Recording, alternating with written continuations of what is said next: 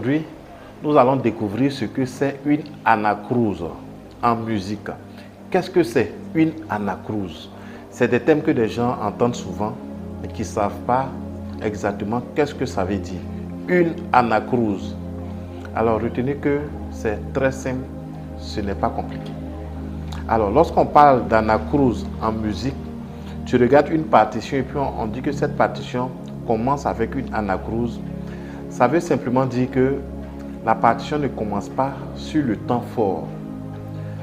J'avais déjà fait une vidéo sur les temps forts et les temps faibles. Allez regarder pour comprendre, mais rapidement, il faut un résumé. En musique, le premier temps d'une mesure est le temps fort. Le premier temps est un temps fort et puis les autres qui suivent, c'est des temps faibles.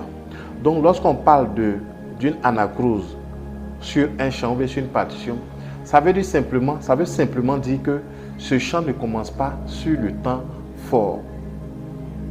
Donc, ça sous-entend que le chant commence sur un temps faible. C'est ce que vous devez retenir. Je vous donne un exemple simple, un exemple très simple.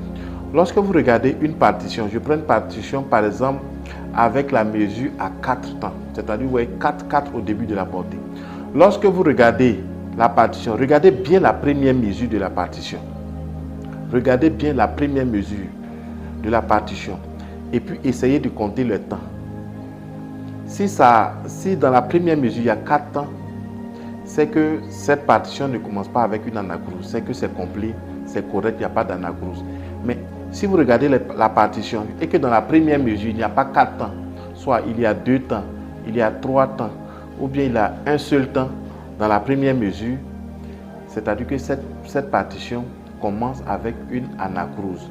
Ça veut dire simplement qu'elle ne commence pas sur le temps fort. Donc faites attention, je récapitule pour que vous puissiez comprendre. Lorsqu'on parle d'une anacrouse en musique, c'est lorsque la partition ou bien le chant ne commence pas sur le temps fort, c'est-à-dire sur le premier temps par rapport à la mesure. Lorsque la partition ne commence pas sur le premier temps, c'est que c'est une partition qui commence avec une anacrouse. Ça veut dire que ça commence sur un temps faible, soit sur le deuxième temps, soit sur le troisième temps. Ça dépend de la mesure. J'espère que vous avez compris. Un autre exemple, une partition à 3 temps. La mesure à 3 temps par exemple. Regardez bien dans la première mesure. Est-ce que ça fait 3 temps? Si on a 3 temps dans la première mesure, c'est que la partition ne commence pas avec une anacrouse. Mais si la partition commence avec soit 2 temps dans la première mesure ou bien 1 temps dans la première mesure, sachez que cette partition commence avec une anacrouse. Donc une anacrouse, c'est lorsqu'on ne commence pas sur le temps fort, mais qu'on commence plutôt la musique sur un temps faible. Ça veut dire que dans la première mesure de la partition, on n'aura pas l'ensemble des temps de la mesure dans la première mesure.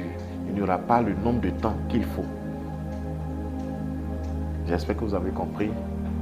Et si vous avez des questions, n'hésitez pas à demander. Excellente journée à vous. Au revoir.